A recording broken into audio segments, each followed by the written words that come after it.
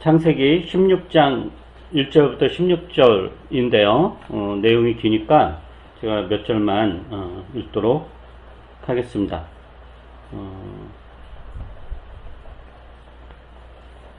아브라함의 아내 사레는 아이를 낳지 못하였다. 그에게는 하갈이라고 하는 이집트 사람 여종이 있었다.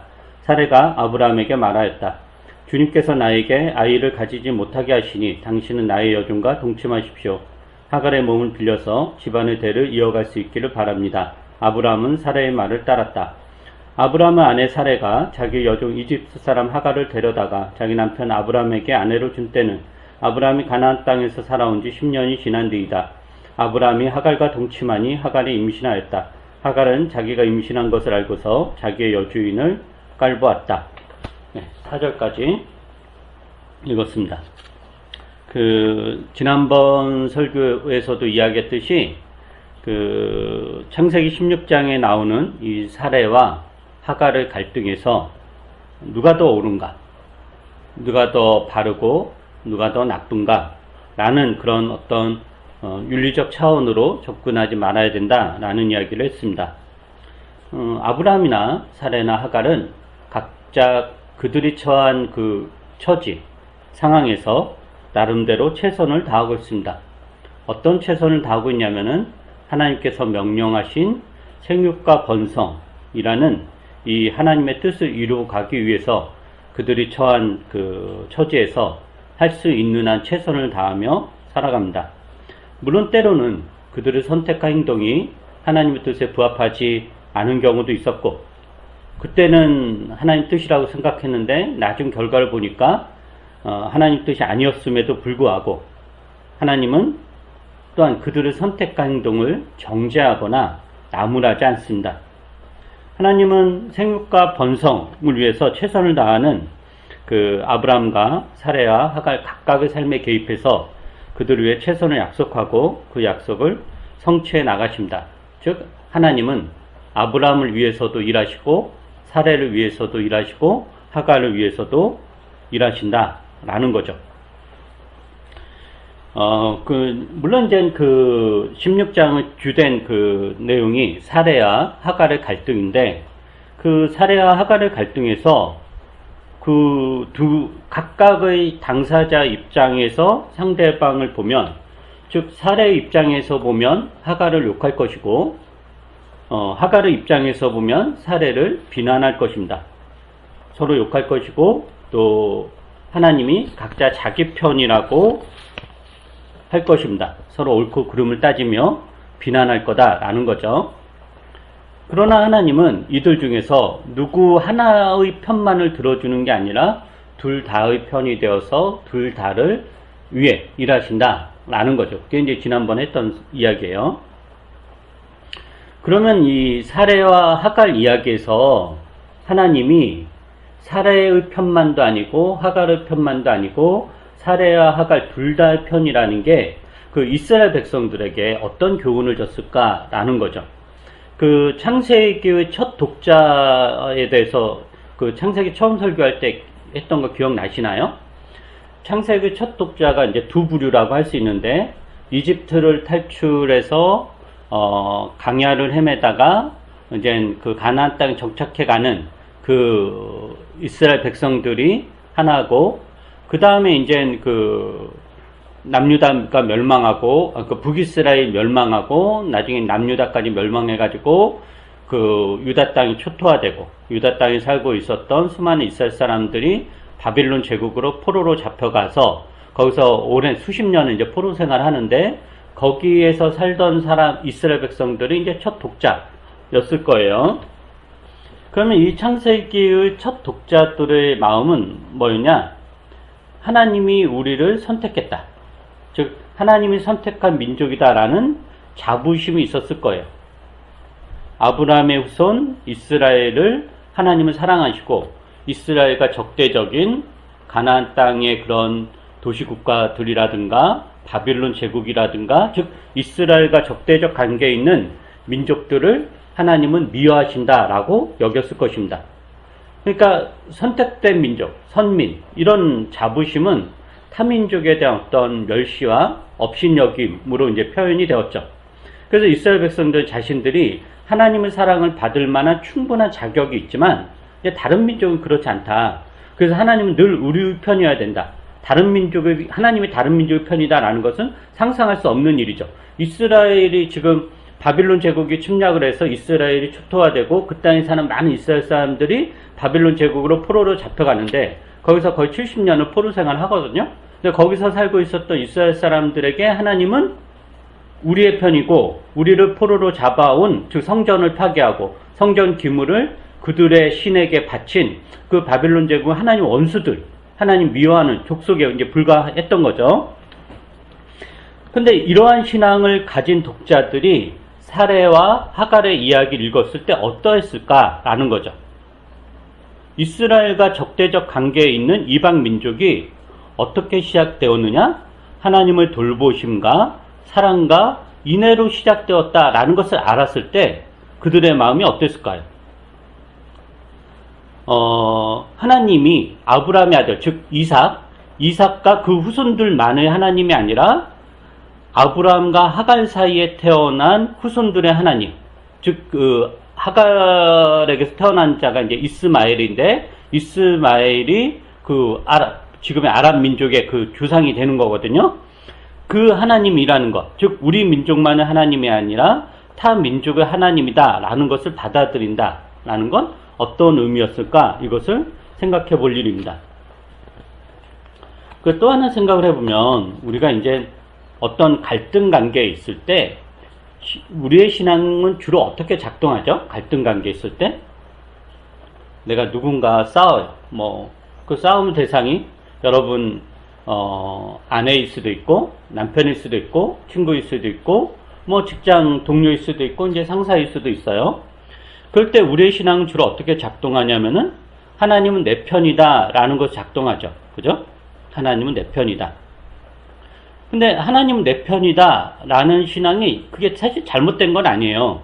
왜냐면은 하나님은 내 편이다 라는 이런 신앙으로 우리는 갈등의 어려움을 극복하고 또 위로와 격려도 받고 내가 어떤 상황에서 억울함을 당해도 참을 수 있고 손해를 봐도 양보할 수 있고 타인을 용서할 수도 있습니다. 하나님은 내 편이다 라는 이 신앙이. 근데 이제 꼭 그렇게만 사용되는 것이 아니라 또 어떤 경우에는 정반대로 타인을 공격하고 타인의 고통을 당연하게 여기고 타인을 괴롭히는 것을 정당화하는 식으로 사용되기도 합니다. 하나님은 내 편이다 라는 게. 그런데 생각해 봐야 될 건 뭐냐면은 어떤 갈등의 상황에서 하나님은 내 편이다 라는 신앙과 동시에 내 갈등 당사자에 대해서도 하나님은 저 사람의 편이 있다 라는 신앙을 갖는다면 어떻게 될까요? 그러니까 쉽게 예를 들면 여러분이 이제 지금 여기 지금 제 화면에 보이는 분들은 다 이제 결혼을 하셔서 근데 이제 그 부부싸움을 정말 격렬하게 했다고 쳐봐요. 정말 원수처럼 이렇게 이제 싸웠다고 쳐봐요. 그럴 때 여러분 마음이 신앙이 작동되는 거 어떻게 하겠어요? 하나님은 내 편이다. 하나님 내 억울함 아시지? 이렇게 이제 작동이 될 거 아니에요? 그래서 저 당사자인 저 원수는 하나님이 벌 줬으면, 깨달음을 줬으면, 뭔가 깨우침을 줬으면 이런 마음이 이제 있는 거예요. 근데 만약에 그런 갈등에서 하나님은 내 편이다 라는 것과 동시에 하나님은 저 사람의 편이다, 내 아내의 편이다, 내 남편의 편이다 라는 신앙을 갖는다면 어떻게 될까?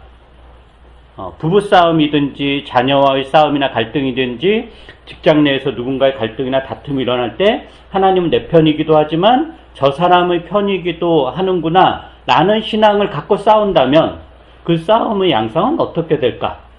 이런 것들 한번 경험해 보시면 좋을 것 같습니다. 기독교 신앙의 가장 큰 적은 뭐냐? 그럴 때 하나님을 독점하는 겁니다. 하나님을 독점하는 것. 하나님을 독점한다는 건 뭘까요? 이런 거죠. 하나님은 저들의 하나님이 아니라 나의 하나님이어야만 됩니다. 하나님은 저 원수 같은 민족들의 하나님이 아니라 우리 민족처럼 거룩한 민족의 하나님이어야만 되죠. 하나님은 죄인들의 하나님이 아니라 의인들의 하나님이어야 되고, 이런 식으로 하나님을 독점하는 거죠. 근데 이런 식으로 하나님을 독점한다라는 것은 성경이 늘 고백하고 이야기하는 하나님은 모든 인류의 하나님이시고, 그리고 하나님의 역사와 일하시는 방식은 무궁무진하시고 다양하시다라는 이 하나님의 속성과 성품을 제안하는 그건 신성모독적인 제약입니다. 하나님을 독점하는 것, 하나님은 우리 편이어야만 된다는 것, 이런 것. 자, 이제 하갈에 대해서 이제 본격적으로 이제 살펴보죠. 하갈에 대해서 지난번에는 이제 사례의 믿음에 대해 살펴봤고, 오늘은 좀 하갈에 대해서 잠깐 살펴보려고 합니다. 하갈은 이제 사례의 여종이죠. 그리고 이집트 출신의 노예다라고 그래요. 사례의 여종, 사례의 몸종이라고 그랬으니까 하갈은 누구의 재산이냐면은 사례의 재산입니다. 아마도 사례가 아브람과 결혼할 때 친정에서 데려왔을 수도 있고, 아브람과 사례가 잠시 기근을 피해서 이집트에 내려갔던 적이 있었잖아요. 거기에서 이제 이집트의 큰 호의를 받고 많은 재물을 가지고 다시 가나안 땅을 들어왔는데, 그때 이집트 왕이 사라에게 준 선물일 수도 있습니다. 이 하갈이. 근데 이제 당시 세계에서 노예는 자유의지라든가 자신의 의견이나 주장은 전혀 존중되지 않는 물건에 불과해요. 그러니까 재산이에요. 그러니까 주인의 재산 목록에 이제 노예가 있는 거죠. 그러니까 노예는 자기 의견, 자기 생각, 자기 주장 이런 거는 전혀 의미가 없어요. 그런 게 할 수가 없고 무조건 주인의 말에 무조건 복종해야 됐죠. 그런데 이제 사례가 가나안 땅에 정착해서 산 지 10년이 지났는데 임신을 하지 못해요. 하나님께서 아브라함에게 하셨던 약속이 네 후손이 네 씨가 별과 같이 바다의 모래와 같이 많아질 것이다 이렇게 약속했는데, 그게 이루어지기 위한 첫 걸음 뭐냐면은 사례가 임신을 하는 거죠. 근데 10년이 지났는데도 임신을 하지 못한 거예요. 그러니까 당연히 사례가 어떤 생각이 들었겠어요. 이러다가 자기가 이렇게 아브라함도 나이가 들고 자신도 이렇게 나이가 들고 10년이 이 가나안 땅에서 산 지 10년이 지났고 결혼 횟수로 따지면은 훨씬 더 지났을 거 아니에요? 근데 당신이 영영 임신을 못할 수도 있다라는 생각이 들었을 것이고, 이러다가 이제 집안의 대가 끊어질지 모른다라는 염려가 생겼을 것입니다. 2절에 보면 사례가 아브라함에게 이렇게 말하거든요. 2절을 보시면 아브라함 자신을 임신하지 못하는 것을 어떻게 해석하냐면은 주님께서 나에게 아이를 가지지 못하게 하시니 라고 그래요. 주님께서 나에게 아이를 가지지 못하게 하시니. 즉 이 시점에서 사례는 하나님이 아브라함에게 한 약속의 성취가 자신을 통해서 이루어지지 않을지도 모른다라는 생각을 한 거예요. 자신이 임신하지 못함을 주님께서 막는다라고 생각을 한 거니까. 그렇게 하다 보면은 이 아브라함의 후손을 크게 번성해야 되는데 그 약속이 자신을 통해서 이루어지지 않을지도 모르니까 사례로서는 굉장히 큰 위기에 봉착을 한 거죠. 생육과 번성이라는 약속이 자신을 통해서 이루어져야 되는데 하나님의 뜻이 자신에게서 떠났다라고 생각을 하니까 사례 입장에서는 정말 엄청난 위기인 겁니다. 그래서 사례가 이제 차선책을 택하는 거예요. 어떻게 하냐면은 아브라함에게 제안을 하죠. 당신은 나의 여종과 동침하십시오. 하갈의 몸을 빌려서 집안의 대를 이어갈 수 있기를 바랍니다. 라고 제안을 해요. 근데 사례가 이제 제안을 하잖아요. 그럼 사례가 이런 제안을 하기 전에 하갈의 허락을 받았을까라는 거죠. 하갈에게 양해를 구했을까? 아니면 하갈과 먼저 의논했을까? 자기 몸종 하갈에게 내가 지금 임신을 이렇게 못하고 우리 집안 대가 끊어질지 모르니까 네가 내 남편 아브라함과 동침해서 아이를 낳거라 라고 사전에 하갈과 의논했을까? 라고 그랬을 때 전혀 아니다라는 거예요. 하갈은 물건에 불과한 노예이기 때문에 사례 입장에서 하갈을 허락을 받거나 하갈의 협조를 구한다거나 하갈과 의논한다라는 것은 말이 안 됩니다. 그냥 물건이니까. 그래서 본문에서도 우리가 읽은 이 창세기 16장 본문에서도 사례가 하갈과 의논하였다거나 하갈에게 먼저 양해를 구했다거나 그런 것은 전혀 없어요. 하갈은 그저 주인이 이래라면 이러고 저래라면 저러는 그런 물건 같은 존재에 불과합니다. 그러니까 본인 의견이나 주장이나 생각은 아무런 의미가 없죠. 그러니까 아무 선택도 할 수 없는 물건에 불과한 거예요. 아브라함과 자, 내 남편과 자. 그러면 이제 잘 수밖에 없는 그저 시키는 대로 할 뿐인 거죠.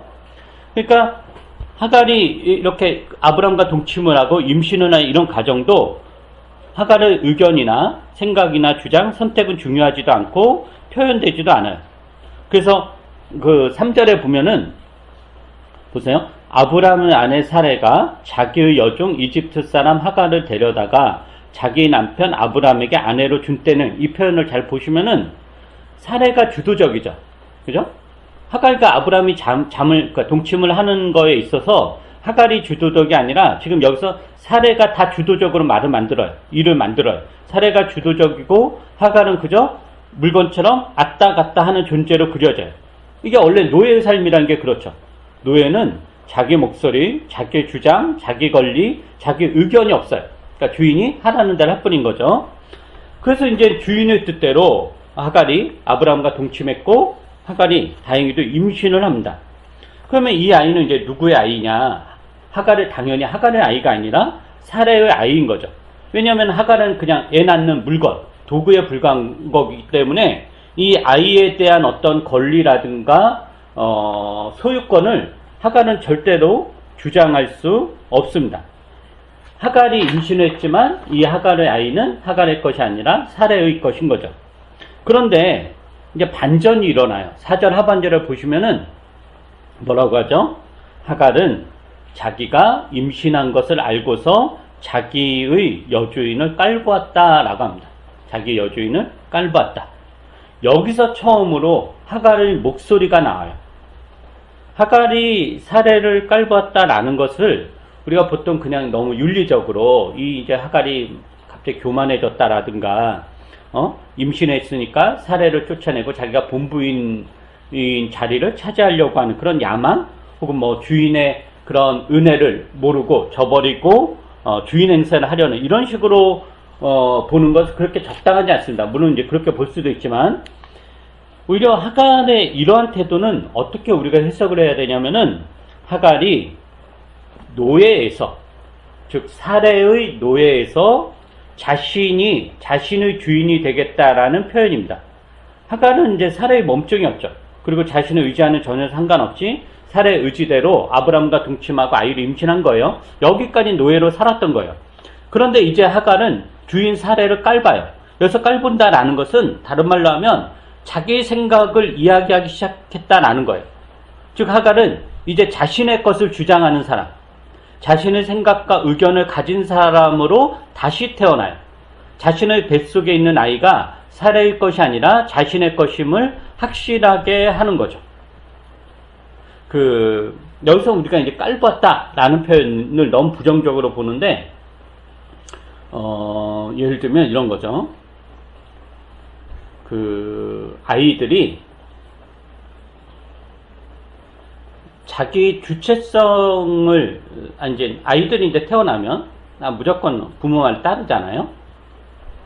그런데 이제 자아가 생기고 자기 주체성을 갖게 되는 시점에서 하는 첫 표현들이 뭐냐면은 싫어예요. 싫어. 그러니까 부정적인 표현이죠. 싫어. 근데 부모들은 놀라죠. 아니 이 자식이 내가 이렇게 은혜를 베풀었는데 감히 나한테 싫다 그래? 그래서 때리죠. 그러면서 아이는 더 반항을 하죠. 그게 이제 어릴 때 한 시기가 있고, 그 다음에 이제 나중에 두 번째 또 그런 시기가 있어요. 사춘기 때 또 반항을 하죠. 그게 아이가 주체성을 그러니까 이제 성인이 되어 자기가 자기의 주인이 되어가는 과정이에요. 근데 자기가 자기의 주인이 되어가는 과정을 어른들은 못 참죠. 왜냐면 말을 안 들으니까. 그래서 때로는 그 시기에 뭐라냐면 부모를 깔보기도 해요. 부모를 업신여기도 하고, 말로 표현은 못하지만 아마 속으로 집까지 깨 이런 생각을 여러분 자녀들이 다 여러분에게 한다라는 거죠. 그게 폐륜이 아니라 자기를 찾아가는 과정인 거죠. 그러니까 지금 하갈이 여주인 사례를 깔고 왔다라는 거는 이제 사례가 대등해지겠다. 내가 이제 나로서 살겠다라는 그런 표현인 겁니다. 그래서 이런 하갈의 태도를 부정적으로 볼 이유가 없다라는 거죠. 오히려 창세기 전체 맥락에서 보면 하갈의 태도는 굉장히 올바른 태도입니다. 왜 올바른 태도냐면은 하나님께서 창세기 그 초반에서 온 피조 세계를 창조하고 명령하신 게 뭐였죠? 생육하고 번성하라 했어요. 생육하고 번성하라. 사람만이 아니라 온 피조 세계에 행하신 명령이에요. 그러니까 그리고 이것은 하나님이 온 피조 세계에 주신 복이기도 하죠. 그러니까 하나님의 복이면서 하나님의 그 명령인 거예요. 그래서 이 생육과 번성에 반하는 예를 들면 불임이라든가 이런 건 고대 세계에서는 하나님의 저주로 이렇게 여겨졌던 거죠. 그런데 이런 생육과 번성이 소위 주인들에게만 해당되는 것인가? 권력이 있고 재산이 있고 힘이 있는 사람들에게만 해당되는 것인가? 물건에 불과했던, 물건 취급받았던 노예들은 이런 생육과 번성에서 제외되었는가? 그게 아니다라는 거죠.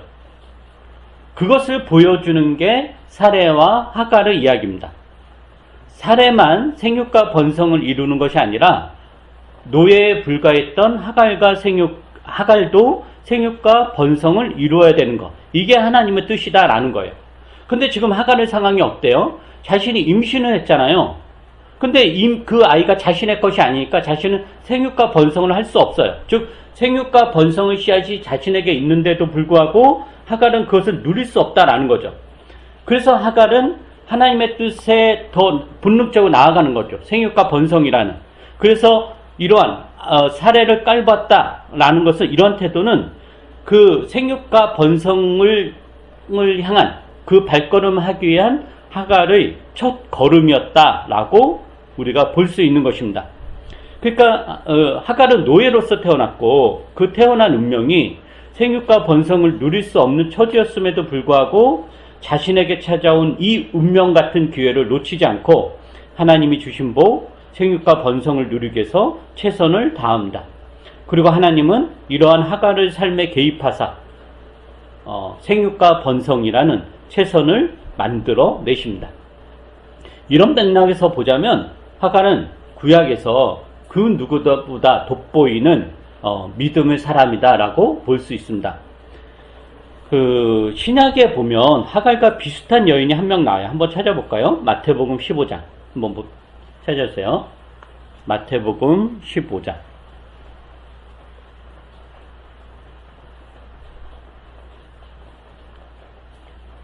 우리가 잘 아는 그 유명한 이야기입니다. 마태복음 15장 21절부터 28절을 한번 제가 읽어보겠습니다. 예수께서 거기에서 떠나서 드로아 시돈 지방으로 가셨다. 마침 가나안 여자 한 사람이 그 지방에서 나와서 외쳐 말하였다. 다윗의 자손이신 주님, 나를 불쌍히 여겨 주십시오. 내 딸이 귀신이 들려 괴로워하고 있습니다. 그러나 예수께서는 한마디도 대답하지 않으셨다. 그때 제자들이 다가와서 예수께 간청하였다. 저 여자가 우리 뒤에서 외치고 있으니 그를 안심시켜서 떠나보내 주십시오. 예수께서 대답하셨다. 나는 오직 이스라엘 지부의 귀를 잃은 양들에게 보내심을 받았을 따름이다. 그러나 그 여자는 나와서 예수께 무릎을 꿇고 간청하였다. 주님, 나를 도와주십시오. 예수께서 대답하셨다. 자녀들의 빵을 집어서 개들에게 던져주는 것은 옳지 않다. 그 여자가 말하였다. 주님, 그렇습니다. 그러나 개들도 주님의 상에서 떨어지는 부스러기는 얻어먹습니다. 그제서 예수께서 그 여자에게 말씀하셨다. 여자여, 참으로 내 믿음이 크다. 내 소원대로 되어라. 바로 그 시각에 그 여자의 딸이 나았다. 귀신 들려 이제 괴로움을 당하는 딸을 둔 한 여인이 예수님을 찾아오죠. 이 여자가 어디 출신이냐면 가나안 출신입니다. 가나안 출신은 이스라엘 사람들이 굉장히 그 사람 취급도 안 하는, 굉장히 천한 상종도 안 하는 그런 족속이었죠. 그래서 이스라엘 사람들과 가나안 사람들 서로 이제 상종도 하지 않았다라는 거예요. 근데 이 여인이 예수님을 찾아와서 이제 딸을 살려달라고 이제 소리를 쳐요. 근데 예수님은 이스라엘 유대인이죠. 유대인으로서 예수님은 이 여인을 철저하게 무시해요. 그러니까 대꾸도 안 해요. 아주 정말 철저하게 경멸하는 거죠. 그래도 이 여자가 멈추지 않고 하도 시끄럽게 살려달라고, 내 딸 구해달라고 소리를 치니까 제자들이 오히려 더 간청해. 예수님에게 너무 시끄럽다, 좀 조용히 좀 하려면 이 여자 청 들어줘야 되겠다.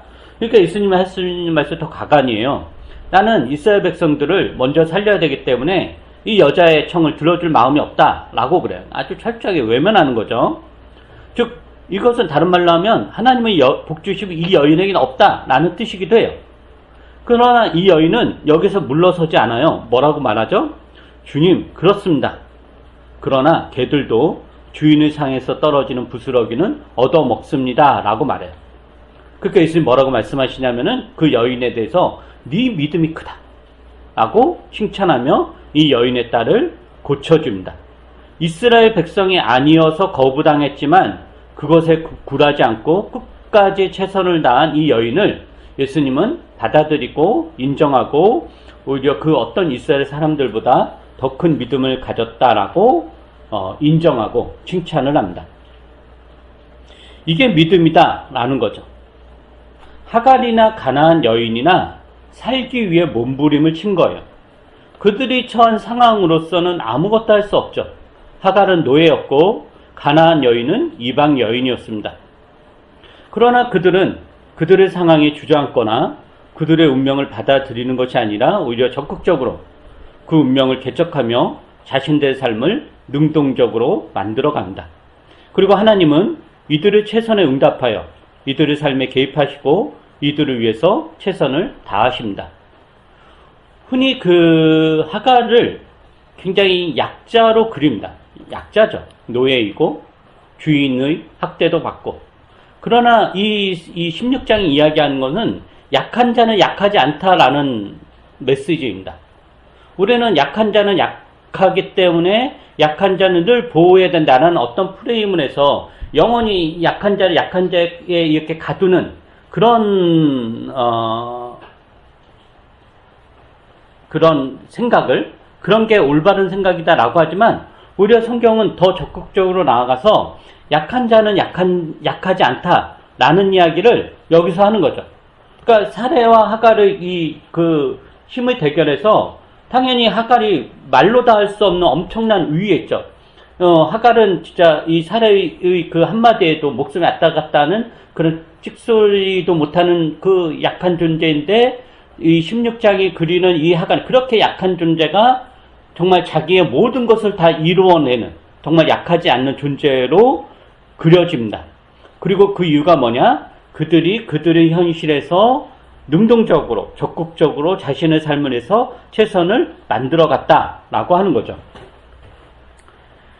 그 설교를 이제 마무리하면서 제가 이제 이 설교를 준비하다가 어제 그 인터넷 그 알라딘을 이제 뭐 심심해서 요즘 무슨 책이 나왔나 이렇게 보다가 마음 감옥에서 탈출했습니다 라는 책을 이렇게 이제 봤어요. 그게 누가 썼냐면은 에디트 에바 버거라는 그 임상심리학자, 상담심리학자가 쓴 책인데요.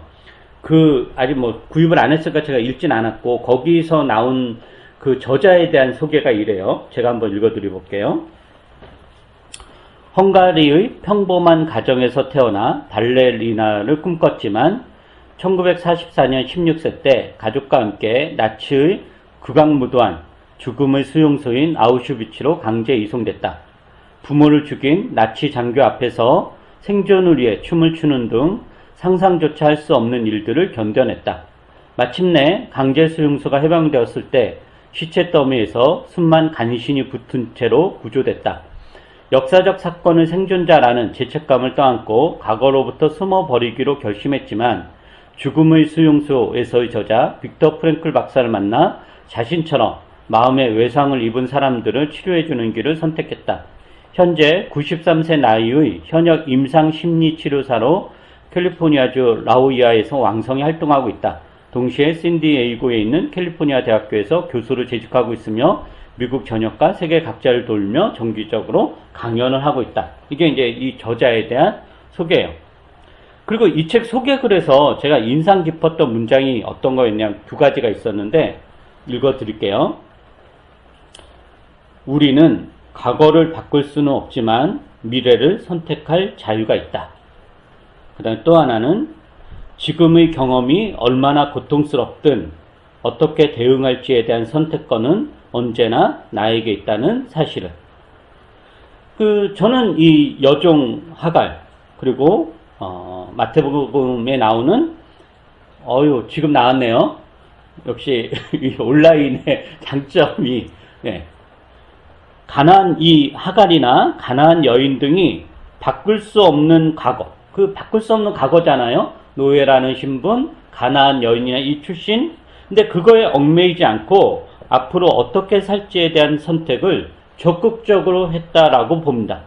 그리고 그것이 하나님이 원하시는 삶이었다는 것, 믿음의 삶이었다라는 것이고, 하나님은 그들의 삶에 적극적으로 개입하고 간섭해서 생육과 번성을 성취하셨다라는 거죠.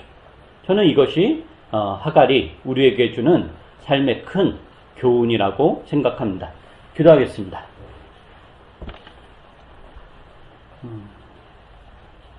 거룩하신 하나님, 하나님은 저희들을 창조하시고 우리 향한 깊은 놀라운 뜻과 계획과 목표를 가지고 계십니다. 이 한평생 살면서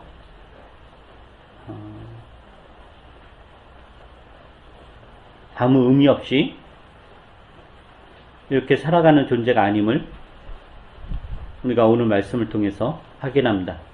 우리 환경이, 우리 처한 처지가, 우리 물리적 조건이 우리를 짓누르고 우리를 옥죄인다라고 할지라도 그 상황에서도 우리는 선택할 수 있고 전진할 수 있고 나아갈 수 있으며 주님께서 우리에게 명하신 생육과 번성을 이룰 수 있음을 우리가 하갈의 삶을 통해서 또 가나안 여인의 삶을 통해서 우리가 다시 한번 확인하게 됩니다. 주께서 주신 우리 인생을 우리가 이 환경에 짓눌리지 않고 적극적으로 능동적으로 개척해 나가며 살아갈 수 있도록 은혜를 베풀어 주시옵소서. 주께서 주신 삶에 대한 책임을 우리가 가지고 그것을 잘 이루어 나갈 수 있도록, 그래서 우리 안에서 어떤 모양이든지 어떤 형식이든지 어떤 방향이든지 간에 생육과 번성이 꽃피울 수 있도록 은혜를 베풀어 주시옵소서. 감사드리며 예수님 이름으로 기도합니다. 아멘.